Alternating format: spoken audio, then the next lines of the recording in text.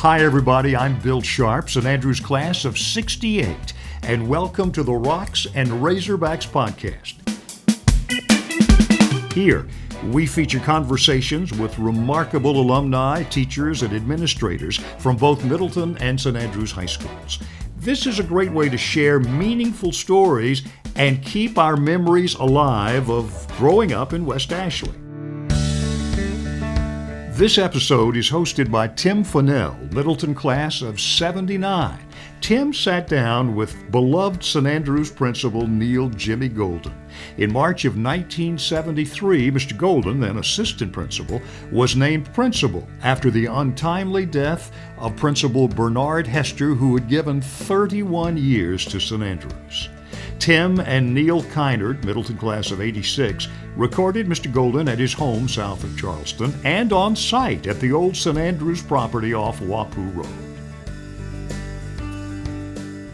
What was it like to be asked to be principal after Mr. Hester's untimely death, right? Mr. Hester had diabetes, and he had some real problems in the last days there. And he was absent from school a lot. And I had the responsibility without the authority at that point in time. Having been a teacher there and worked with him, in the same office, I had my own office, but I stayed over there most of the time because he was absent a lot. And, I had to operate out of that main office, so it wasn't that different. What were some of your best memories as principal of St. Andrews? Oh, my best memories could be the way the faculty really worked hand in glove with me. I couldn't have done the job without their help. I was young at the time, and some of those teachers at that school had been there even before Mr. Hester, some of them, and they, it was like holding my hand and guiding me and telling me, this is what we need to do next. And so they led me through that. I couldn't have done it probably without them. The challenges when I first got there was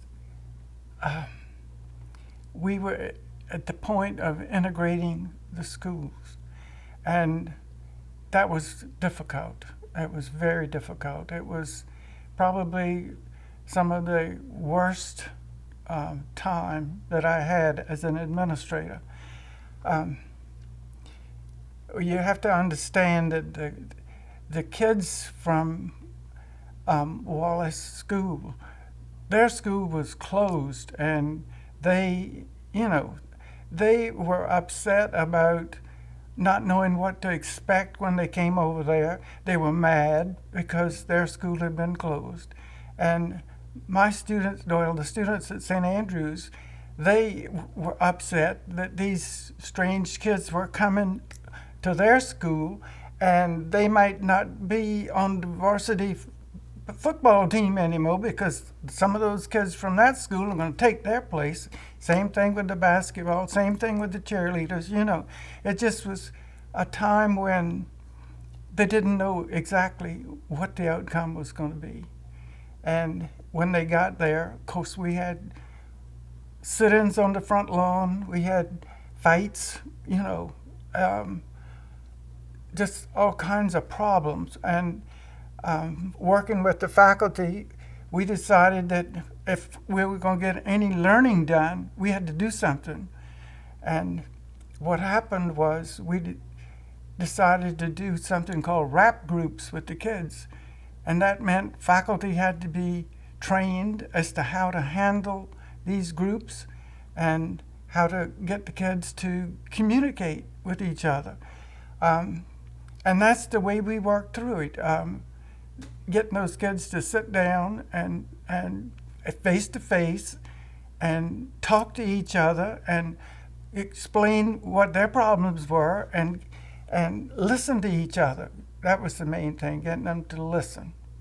because they had their own ideas about how things should be. And listening, I think it finally helped to work it all out. But those were some rough times. When do you think, like, wow, I think this is going to work. This is going to be a success. The students have come together. It somehow, some way. It did not happen in 1 year's time. It took, it gradually worked its way in.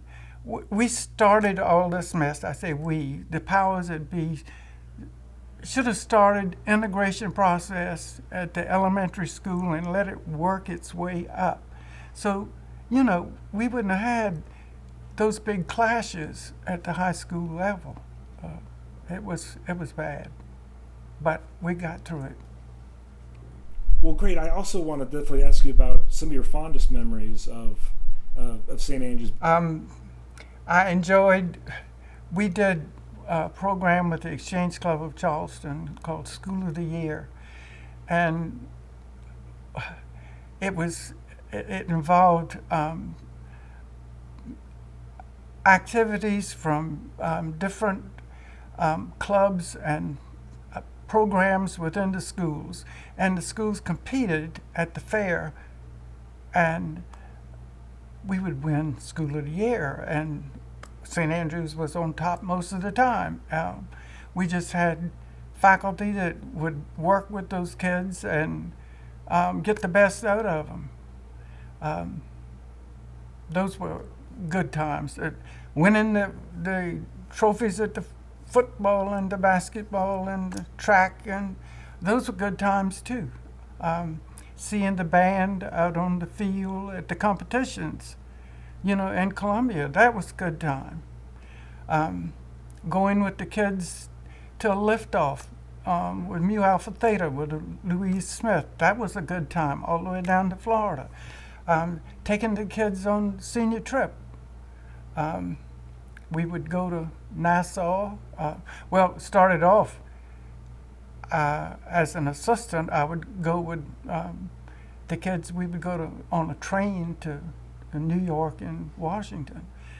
Then when I became principal, we started doing the cruises. On the first ship that the kids went on was the Flavia, an Italian ship. And, it was great. It gave us a kind of a safe place to keep them kind of corralled, but let them have some freedom, Before we would go on those trips, I would call the parents in and say, now, I want you to know that I'm going to be there if your kid is having problems. I want you to know that I'm expecting them to do exactly what you told them they could do. But if I see somebody doing something that they ought not to be doing, then I'm going to step in. A couple times I had to step in, but nothing too serious. I went to a National Association of Secondary School Principals meeting in New Orleans. And when I got there, they had some entertainment for us. And these kids from this high school came in, and instead of just standing up and singing, they had choreography. And I mean, it was fantastic. And I said, I can do that back at my school. And sure enough, I got back to St. Andrews, and here was Emily Robbins, who could do dance, and Ken Robbins, who could do the music. And together they set up a song and dance routine. We'd take it to the fair. We'd win over and over again because the other schools were still doing the stand-up sing, no choreography. So those were good times. The school had a history of doing plays when Mr. Hester was in charge. They called him, of course, Fast. He did musicals, and he told me when I got, he said they weren't that fantastic, we just moved them fast, And of course the parents that had been involved, the students that had been involved with Mr. Hester, a lot of them later became parents of the kids that I had at St. Andrews, so they really backed that program and help make it move forward. You played a part in creating the Middleton Oh, splitting from St. Andrews. Oh, yeah. Can you tell us like a little bit how all that kind of came into the thinking and how long it took it to actually happen? John Kicklater was, I think, the first principal over there, and John would visit St. Andrews High School. We would pull students that were designated, going to Middleton High School, and especially some of the more active ones that would talk, would give him some input. And he would take them in my office and sit them down, and they would talk about the things that Middleton was going to do. He was really getting them excited. They talked about being a Razorback and, that kind of thing. What was the overall mindset at, having students split and form a separate school? They didn't like it. They didn't like it at all. It was the same way, when the Wallace kids came to St. Andrews. These kids had been together all these years, and now they're taking them out of St. Andrews and creating a new school over here, and these kids now got to go over there, not knowing again what it was going to be like, how it would happen. It's just a matter of time heals it all, everything works out, especially when you got good leadership there. So these schools are so people revere them so much and like have such great memories of their experiences at St. Andrews and Middleton, but you're representing St. Andrews right now. But why do you think that these folks now in their 50s and 60s are just like looking back so fondly at going to high school, especially going to St. Andrews High School? Well, the ones that came to St. Andrews, their parents had been there. They had been brought up, being in the Rock family, So they were excited about coming to St. Andrews. The kids that were going to Middleton, they had nothing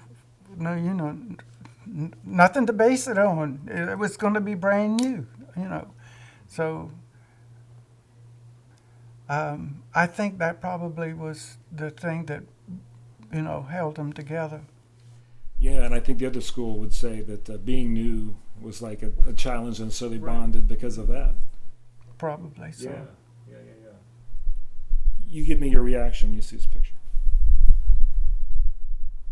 Oh, yeah, that's it. That's it. What do you think of when you see that picture? What memories come back? Well, I remember the day that this rock was delivered. We had all of the students out on the front yard. This big Mack truck drives up with this flatbed on it, and the rock is on the back of it. And at that point in time, it did not have the rock on it, but it was the rock. We had I can't remember their names.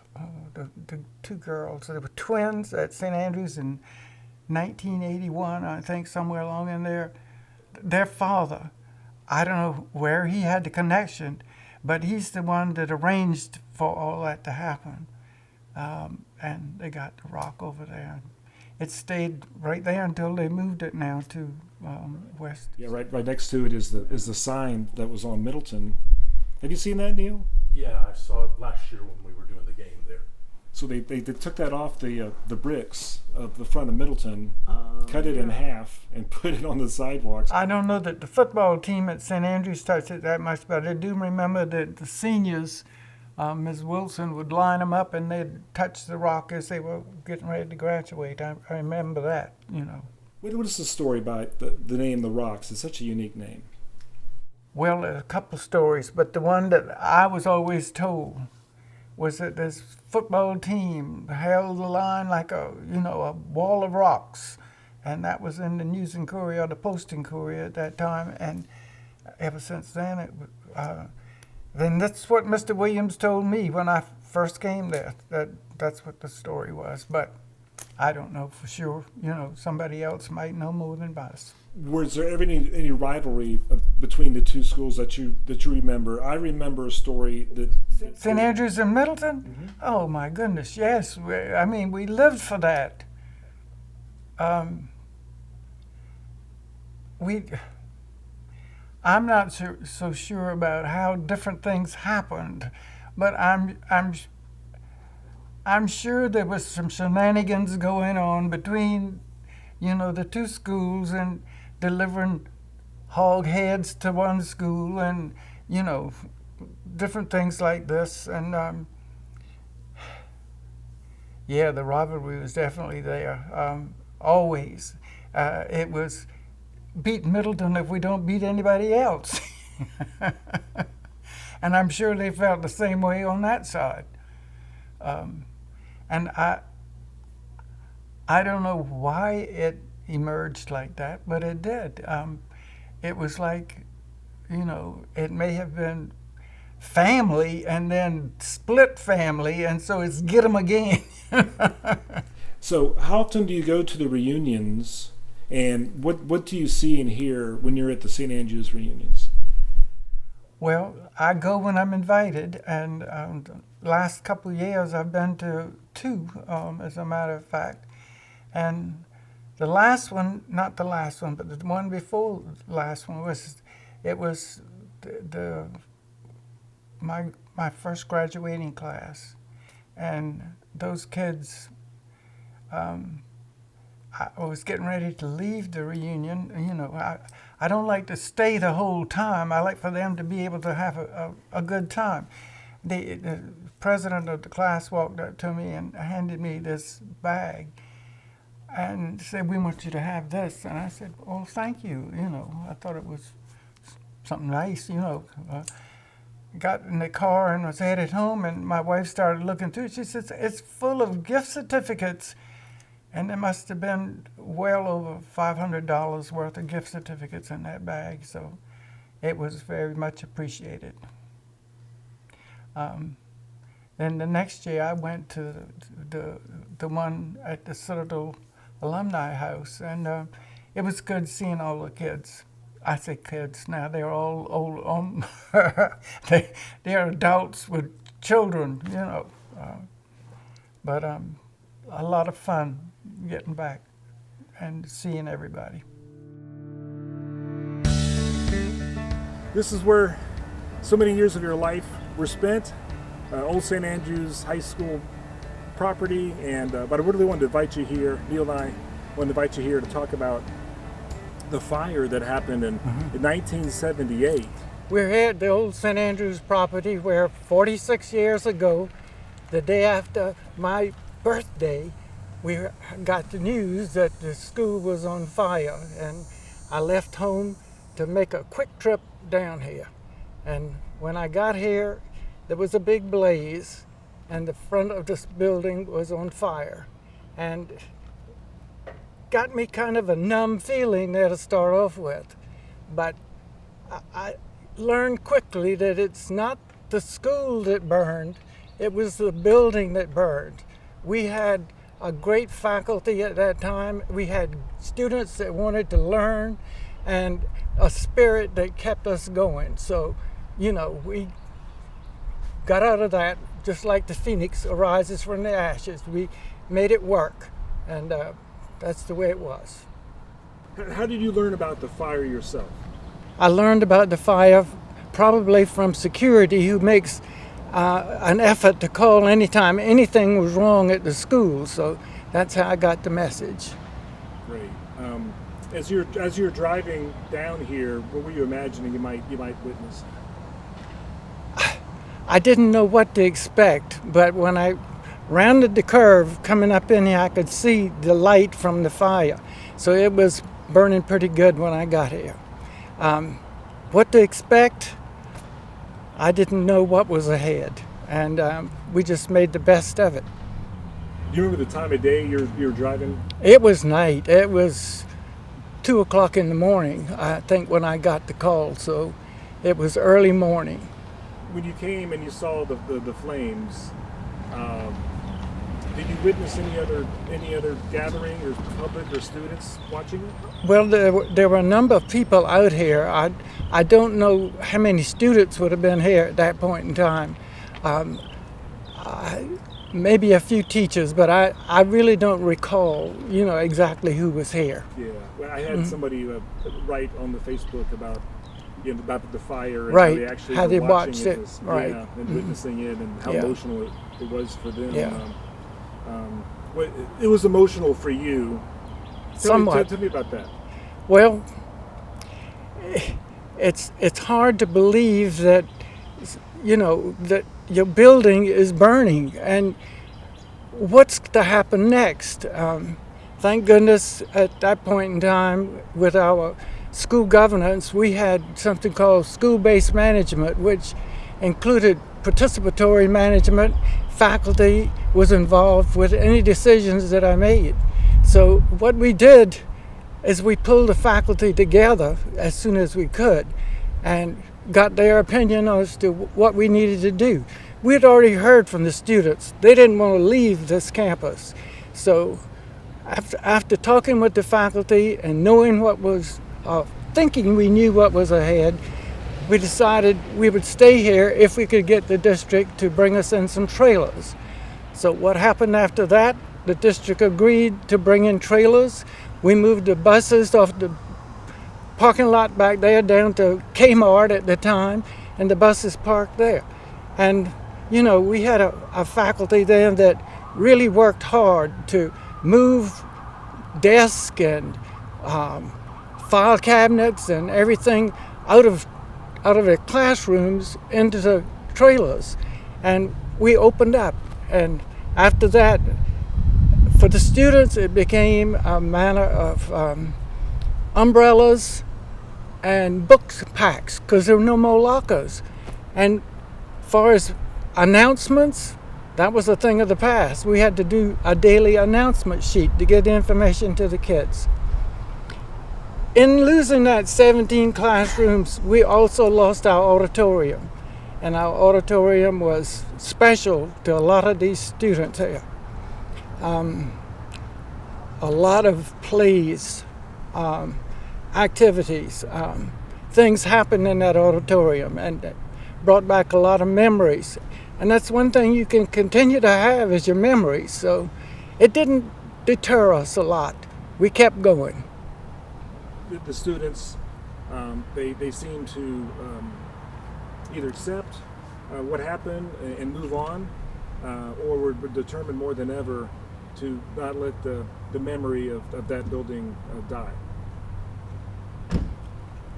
The kids would never have allowed the memory of that building to die. The school continued, but the building became a memory for a lot of people. Nearby is Ravenel Stadium. Right, and then the basketball gym.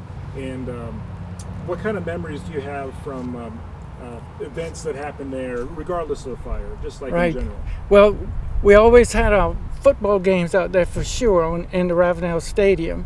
And then graduation, when we could do it, it was held on that field. And always had a backup plan for graduation in the gymnasium if we couldn't use the stadium.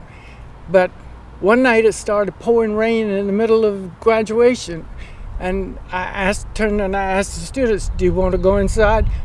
A resounding no. So we finished graduation that year right in this football stadium with the rain coming down. When Middleton came along and you guys shared Ravenel Stadium, any good or bad memories? I don't say bad memories, but any challenges? It wasn't really any challenges with the stadium that I know of between the two schools, other than fighting for who was going to win. But as far as who was going to be using the stadium and when it was going to be used, that was set up with the athletic directors from both schools, and they did their schedules and worked it out. So we never had a problem that I can remember about that. And do you remember, would you consider it a rivalry between the two schools? Definitely a rivalry. Started from the very beginning. The students from both schools, while they had been together to start off with, then they split off, and it was like, who's going to be the best now? So I was always hoping we would come out on top. You know how that goes.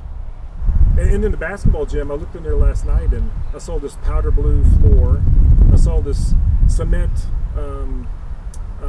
masonry type bricks inside, and some paint's peeling. I could see some blue in there. What kind of memories jump out at you about the basketball gym? Well, always, of course, the basketball games. I'd probably be at most of the home games. And at least, once a year, we would do what was known as a senior reception, and we would do it in that front lobby. Faculty would get together and bring hors d'oeuvres in, and we would have what was known as a senior reception before the kids graduated. So that was a good memory.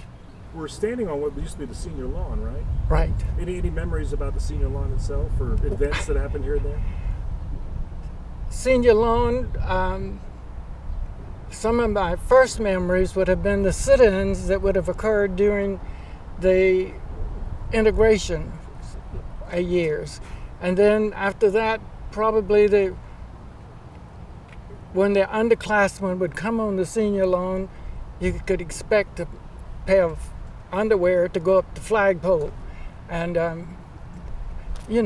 that's the way it was. If you weren't a senior, you didn't belong on the senior lawn. And I think the underclassmen sometimes were goaded onto coming out here just so the pants could go up the flagpole, but I don't know that for sure. Oh, that's a good line. Well, how did the administration handle it when someone looked out the window and saw a pair of underpants? I don't know that we ever did much because it didn't last long. By the time we would have gotten out here, it was all over with. So, of course, I don't remember anybody really getting into any serious trouble with it, other than we might have talked to the kid whose pants went up the flagpole just to see what actually happened. Did he, go across the line, or did he? What kind of punishment would you give somebody if you caught who did it? Probably nothing much, because he'd already been punished with his pants up the flagpole. That was an embarrassment enough. So. What about punishment for the seniors? I don't ever recall punishing a senior that did it, because the kids knew they weren't supposed to be doing that. So folks on Facebook just talked about yourself being like trying to be sort of tough, but inside you were not. You wanted what's best for them. Right. And they had examples, that kind of thing. How does that make you feel to be so well regarded by your students? Well, I'm deeply moved by that, and I appreciate all that they had to say.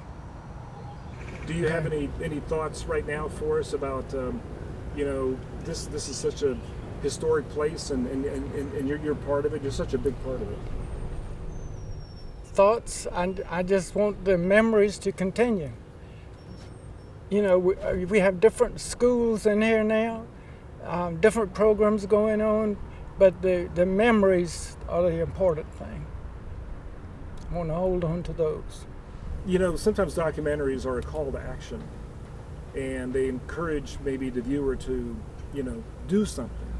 And I discovered that up in Columbia, there's the Olympia High School, used to exist, and is part of the Olympia Mill Village, factory mill village, time of like early 1900s, and played a big part in that lifestyle up there. And so there's actually a museum dedicated to Olympia Mill Village and Olympia High School. Uh-huh. And so, I don't know, do you think that the Middleton St. Andrews memories should be better off living in some sort of dedicated museum? I'd love to see that happen. I don't know where any of the trophies are now. I hear that the scrapbooks are at the College of Charleston, But all that needs to be, if we could, pulled together. The same for Middleton. Put it all together and, set it up that way so people can come in and enjoy it. Thanks for watching today's episode, and be on the lookout for additional episodes. If you'd like to be a guest or even a host in the Rocks and Razorbacks podcast, please let us know.